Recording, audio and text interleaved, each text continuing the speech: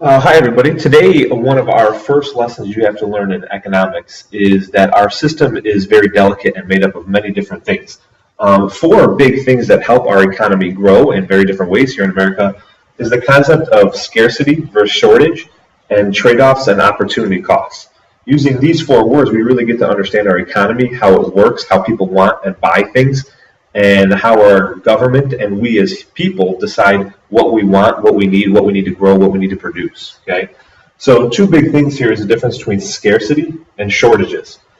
Scarcity, what you need to really think about is, and people use these words interchangeably all the time, but they're two very different words. One thing you need to think about right away is when you think of scarcity, think of resources. Okay, when you think of resources, also think long term. So if something is scarce, we can think of trees, water, corn during a drought, oranges during a fire, something similar to that. Those are scarce items, and they would take an extremely long time to get more of. It's not like tomorrow I can go and buy more corn when my entire field of corn is dried out and dead. Okay, but if you think of shortages, it's something a little similar but very different at the same time. Think of like a popular item in your head and think about short term and terms of production. Okay, so think about your newest iPhone coming out, or your newest video game, the next best video game hitting the market. You can get the iPhone, the newest iPhone right now. You might walk into the nearest Apple store or your AT&T, wherever you might want to get your phone, and you say, "I want the new phone," and they're going to tell you, "Oh, we're out right now."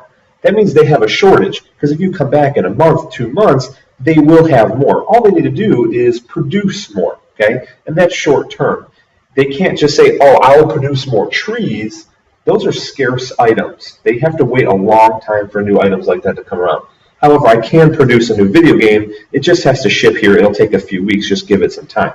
So that's really the difference between scarce and shortages. We talked a minute ago about how they are also very similar.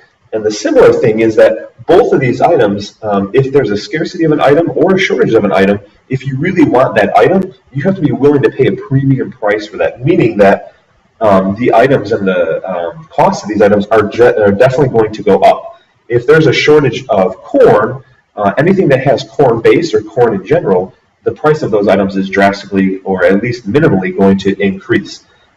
Just like your newest iPhone, if the iPhone just hits the market, a big reason why it's fairly expensive is, one, because it's so popular, sure, but two, because there's only a million of them that were produced. Well, that means only a million people can get them. So that 1 million people that really want it, they know that they're going to pay a premium price for it, because people are willing to pay more money if they need or want. Okay, so that's the difference between scarcity and shortages. Again, scarcity, a lot of times you think of resources, something that can't be turned around quickly. And shortages, you can think about items. I can build a new desk in a few weeks. I can make a new computer. I can't just grow a new orange next week. It's not going to happen. Okay. Another big concept that we are going to talk about here is trade-offs and opportunity costs. These are two huge concepts in our market, and you do this every single second of your day. You're actually doing it right now as you speak. Okay. So a trade-off is the thing given up when you buy or do something else. So think about something that you're giving up right now. Let's give an example here. You want to buy a new car, and you also want to go on vacation, right? But you could only afford one. Not many of us have the luxury of being able to afford a new car and a vacation within the same month of itself. So you decide that, you really want the new car, so you go ahead and buy the new car, okay? So your trade-off then is obviously the vacation. You traded the vacation for the car. You couldn't have both, so you traded off. Your vacation then was your trade-off. Your opportunity cost is the impact your trade-off had on you, essentially, is an easy definition of it. So you bought a new car, so your vacation is the trade-off. Your opportunity cost then is not going on the beach, relaxing, hanging out with your family, making memories. So again, in economics, it's really the study of understanding what people need or want. Well, if you're talking about the difference between the newest Halo game coming out and the newest Call of Duty game coming out, they would, what would be the trade-off, okay? Well, people who are the Call of Duty fans are going to buy the Call of Duty game, and the trade-off then is not having Halo, because, again, those games are really expensive.